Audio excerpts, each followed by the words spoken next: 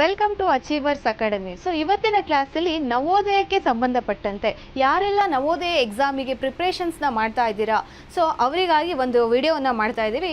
So ಅದರಲ್ಲಿ ನವೋದಯದಲ್ಲಿ mental ability ಅಂತ ಒಂದು ಸಬ್ಜೆಕ್ಟ್ ಬರುತ್ತೆ. ಅದರಲ್ಲಿ ಭಾಗ ಒಂದು ಆಡ್ ಮ್ಯಾನ್ ಔಟ್ ಅನ್ನೋ ಒಂದು ಕಾನ್ಸೆಪ್ಟ್ನ ವಿಡಿಯೋದನ್ನು ನಾವು ಇವತ್ತು ನೋಡ್ತಾ ಹೋಗೋಣ. ಏನಿದು ಆಡ್ ಮ್ಯಾನ್ ಔಟ್ ಅಂದರೆ, ಒಂದು 4 ಚಿತ್ರ ಕೊಟ್ಟಿರ್ತಾರೆ, ಅದರಲ್ಲಿ ಯಾವುದೋ ಒಂದು ಚಿತ್ರ ಉಳಿದಿರೋ ಚಿತ್ರಕ್ಕಿಂತ ವಿಭಿನ್ನವಾಗಿರುತ್ತೆ. ಸೊ ಅದನ್ನು ನಾವು ಇಲ್ಲಿ ಏನಂತ ಹೇಳ್ತೀವಿ, ಭಿನ್ನತೆಯ. ಸೊ ಗುಂಪಿಗೆ ಸೇರದ ಆಡ್ ಮ್ಯಾನ್ ಔಟ್ ಅನ್ನೋ ಒಂದು ಕಾನ್ಸೆಪ್ಟನ್ನು ನೋಡ್ತಾ ಹೋಗೋಣ. ಓಕೆನಾ? ಹಾಗಾದರೆ ಕ್ವಶನ್ಸ್ ಯಾವ ಥರ ಇರುತ್ತೆ?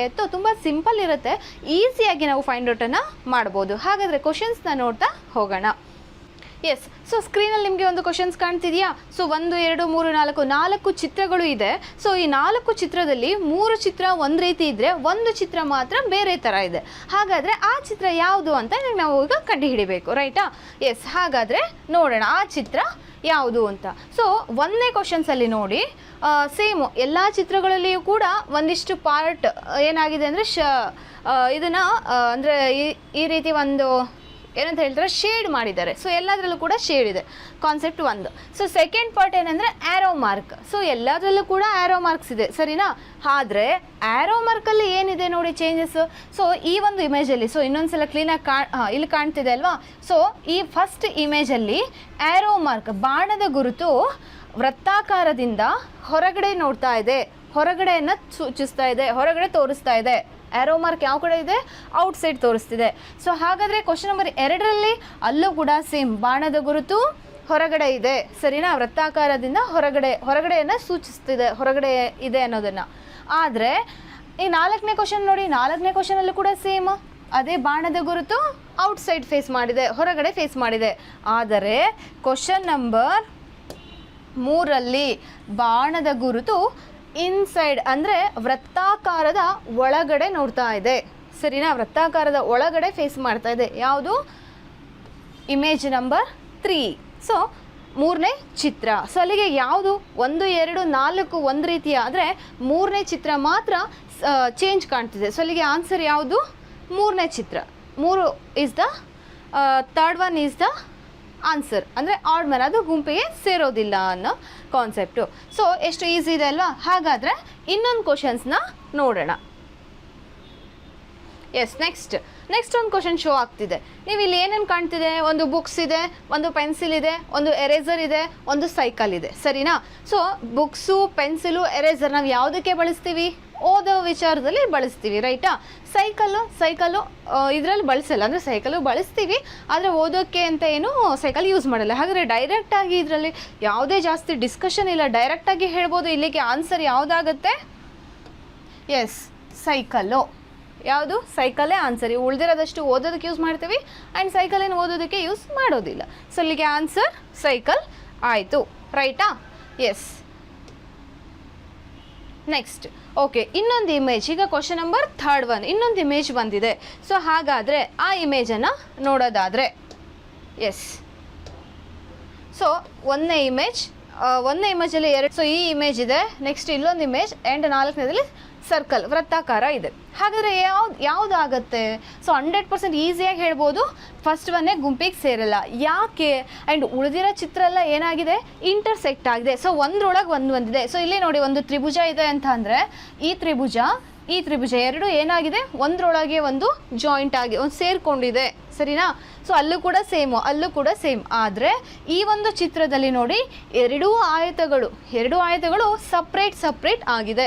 ಇದು ಏನಾದರೂ ಇದೇ ರೀತಿ ಇರಬೇಕು ಅಂದಿದ್ರೆ ಹೇಗಿರಬೇಕು ಆ ಇಮೇಜು?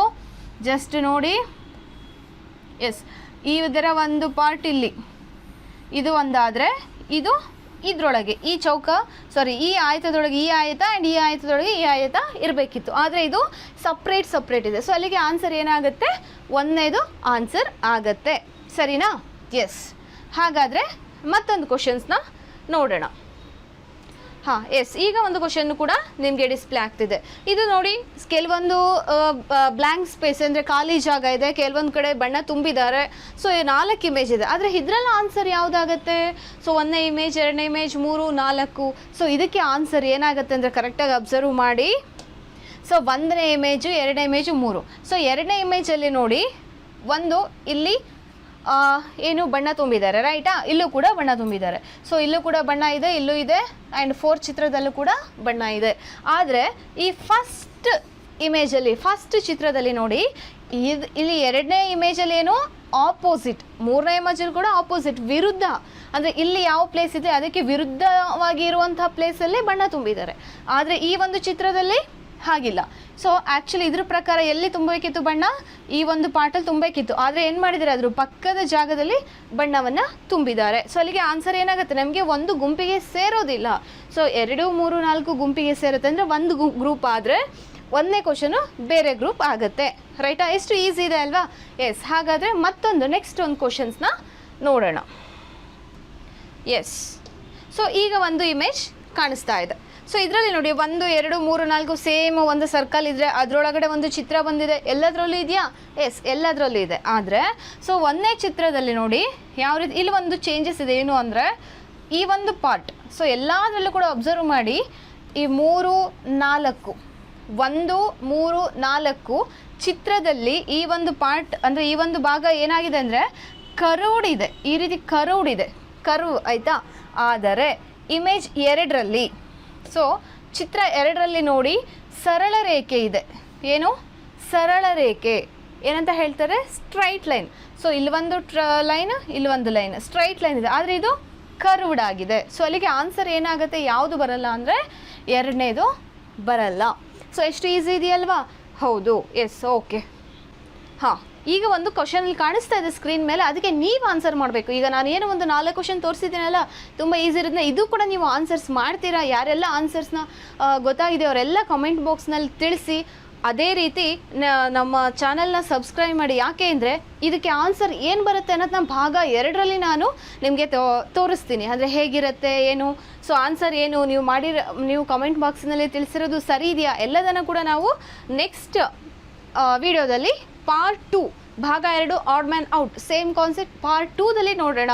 ಸೊ ಯಾರೆಲ್ಲ ನಮ್ಮ ಚಾನಲ್ಗೆ ಸಬ್ಸ್ಕ್ರೈಬ್ ಮಾಡಿಲ್ವೋ ಸಬ್ಸ್ಕ್ರೈಬ್ ಮಾಡ್ಕೊಳ್ಳಿ. ಹಾಗೆ ಬೆಲ್ ಐಕಾನ್ನ ಪ್ರೆಸ್ ಮಾಡಿ. ನಾವು ಯಾವುದೇ ರೀತಿಯ ಹೊಸ ವೀಡಿಯೋಗಳನ್ನು ಅಪ್ಲೋಡ್ ಮಾಡಿದ ತಕ್ಷಣ ನಿಮಗೆ ಗೊತ್ತಾಗುತ್ತೆ, ತಕ್ಷಣ ನೀವು ವಿಡಿಯೋವನ್ನು ವಾಚ್ ಮಾಡ್ಬೋದು. ಹಾಗೆ ಇದು ಭಾಗ 2ರಲ್ಲಿ ಮತ್ತೊಂದಿಷ್ಟು ಕ್ವಶನ್ಸ್ನ ನಾವು ಡಿಸ್ಕಷನ್ ಮಾಡೋಣ. Thank you.